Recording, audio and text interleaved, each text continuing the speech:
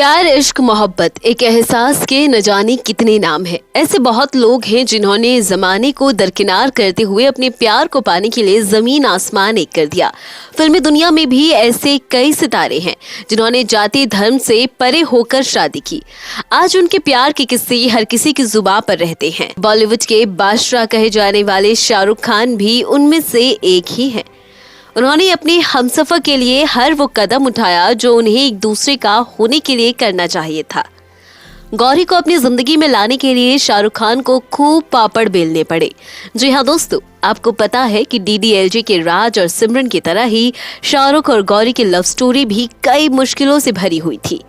परिवार की सख्ती और अलग अलग धर्म की उलझन और कई मुश्किलों के बावजूद भी ये दिलवाला अपनी दुल्हनिया को ले भागा था। आइए जानते हैं गौरी और शाहरुख खान की इस शानदार लव स्टोरी के बारे में। शाहरुख की फिल्म ओम शांति ओम का एक डायलॉग है कि अगर किसी चीज को पूरी शिद्दत से चाहो तो पूरी कायनात आपको उससे मिलाने की कोशिश में लग जाती है। यही बात शाहरुख के निजी जीवन पर भी लागू होती है। गौरी को अपना बनाने के लिए शाहरुख ने पूरी शिद्दत से कोशिश की थी। बात है 1984 की, जहां शाहरुख और गौरी की पहली मुलाकात दिल्ली के पंचशील क्लब में चल रही पार्टी में हुई थी। शाहरुख पहली बार पहली ही नजर में गौरी पर फिदा हो गए थे। इसके बाद तो जिस पार्टी में गौरी की पहुंचने की उम्मीद होती, शाहरुख बिन बुलाए उस पार्टी में पहुंच जाते। और फिर 25 अक्टूबर को 1984 को तीसरी मुलाकात में शाहरुख ने गौरी के घर का फोन नंबर हासिल कर ही लिया। फोन पर बात करने का एक तरीका भी शाहरुख ने निकाला था ताकि गौरी के परिवार वालों को बिल्कुल भी शक न हो। वो अपनी किसी दोस्त से गौरी के घर पर फोन करवाते थे। गौरी के परिवार में जो भी फोन उठाता तो शाहरुख की दोस्त उसे अपना नाम शाहीन बताती थी। शाहीन नाम को वो एक तरह से कोडवर्ड के रूप में इस्तेमाल करते थे, जिसे सुनने के बाद गौरी समझ जाती थी कि शाहरुख ने फोन करवाया है। फोन पर ही उन्होंने गौरी को अपना हाल दिल सुनाया और गौरी मान भी गई। प्यार भरी बातों मुलाकातों के बीच तकरीबन कई साल बीत गए। इस बीच दोनों ने कई लॉन्ग ड्राइव्स की, कई सारे वादे किए। बता दें कि यहीं पर शाहरुख खान को टीवी सीरियल दूसरा केवल और दिल दरिया में काम करने का मौका भी मिल गया। गौरी उनके लिए लकी साबित हुई। वो शूटिंग में व्यस्त हो गए। गौरी शाहरुख के एक्टर बनने के फैसले के भी सख्त खिलाफ थी। उन्हें हमेशा शाहरुख को खोने का डर बना रहता था। इन्हीं उलझनों के चलते गौरी शाहरुख से कम मिलने लगी। लेकिन शाहरुख खान अब तक गौरी को लेकर बहुत पॉजिटिव हो चुके थे। शाहरुख के ऐसे बर्ताव से धीरे धीरे गौरी को इस रिश्ते में घुटन सी होने लगी। उन्हें इस सवाल और ज्यादा परेशान करने लगा कि आखिर शाहरुख के साथ उनके रिश्ते का भविष्य क्या होगा। इन्हीं उलझनों के बीच गौरी का 19वां जन्मदिन आया। 19वां जन्मदिन मनाने के लिए शाहरुख ने अपने कमरे को बहुत अच्छी तरह से सजाया और गौरी के लिए कई सारे तोहफे भी लिए। जब गौरी उनसे मिलने आई तो शाहरुख का दीवानापन देखकर उनकी आंखों में आंसू आ गए और वो फूट फूट कर रोने लगी। शाहरुख समझ नहीं पा रहे थे कि गौरी रो क्यों रही है।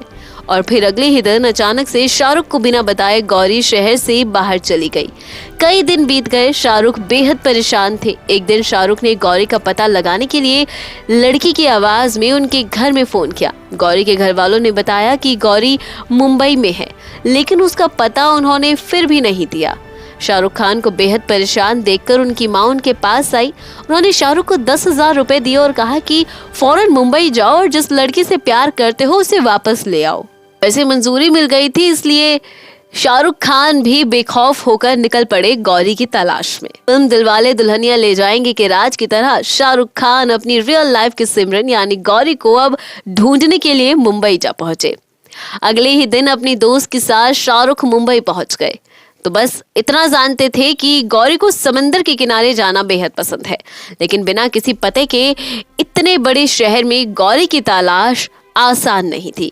गौरी का पता भी नहीं चल रहा था और शाहरुख के दोस्त उन्हें बार बार वापस दिल्ली लौटने को कह रहे थे, लेकिन शाहरुख नहीं माने। मुंबई में पहले 2 दिन शाहरुख दोस्त के फ्लैट में रहे, लेकिन तीसरे दिन जब दोस्त के माता पिता आ गए तो मुंबई में अपनी तीसरी रात उन्होंने विट स्टेशन के पास एक बेंच पर गुजारी। सुबह होते ही जब वो उठे तो पास के ताज होटल में मरम्मत का काम चल रहा था। उन्होंने चुपके से होटल के बाथरूम में घुसकर वहीं पर नहा लिया, फ्रेश हो गए और कपड़े भी बदल लिए। गौरी की तलाश में कई दिन बीत गए। सड़कों पर खाना खाया, बेंच पर सोए, लेकिन गौरी का कोई पता नहीं चला।